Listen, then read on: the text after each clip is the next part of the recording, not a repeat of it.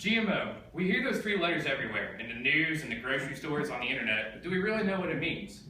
According to dictionary.com, GMOs, or genetically modified organisms, are any organism whose genetic material has been altered using genetic engineering techniques.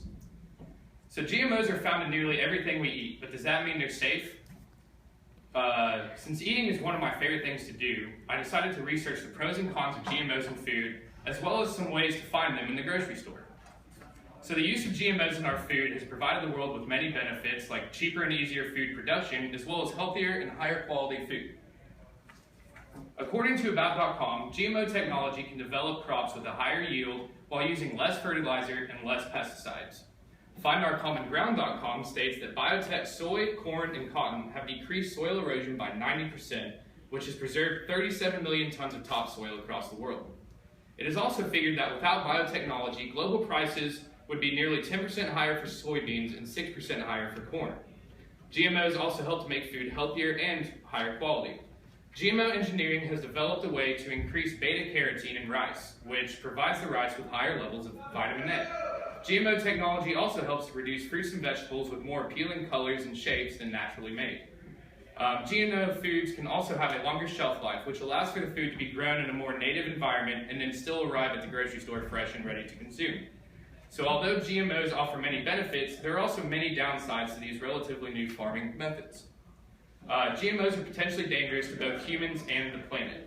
They're having unpredicted health effects on people. According to the Institute for Responsible Technology, human studies have shown that genetically modified food can leave material behind in us, which can cause long-term health problems.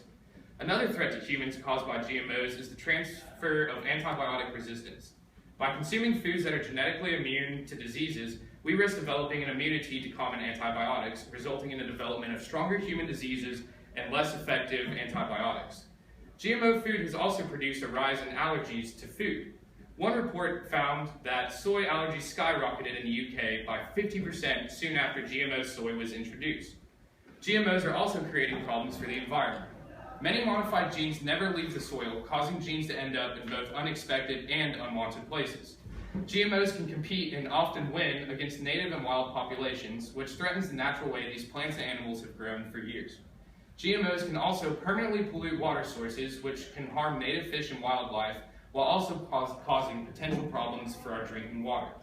So whether or not the presented information has caused you to pick a side on the GMO debate, it's easy to agree that it's an important topic that everyone should be more informed about. So to help you avoid or find GMO foods, I've created a short list of common GMO foods, as well as who is trying to keep secrets about them. So for starters, if a food is labeled as organic, it's typically GMO-free. Practically every corn or sugar product found in stores contains some form of GMO. Aspartame is a toxic additive that is found in many foods and is also considered a GMO. Avoid the previous foods if you wish to avoid GMOs and look instead for organic labels. Lastly, on July 23, 2015, the U.S. House of Representatives passed H.R. 1599, a bill that preempts states' rights to create their own GMO labeling laws. This law will essentially make it more difficult to identify foods with GMOs in them and find their labels. As you can see, the relatively new method of using GMOs in foods offers many potential benefits and negative effects to humans and the world we live in. Since the use of GMOs is fairly new and understudied, it is important that we, the consumers, stay informed as to what we are eating and who is trying to keep us from knowing what we're eating. I encourage everyone to read the labels on the food they buy at the grocery store next time they go shopping. The only way we can ensure that the food we are eating is safe is to know what went into the food.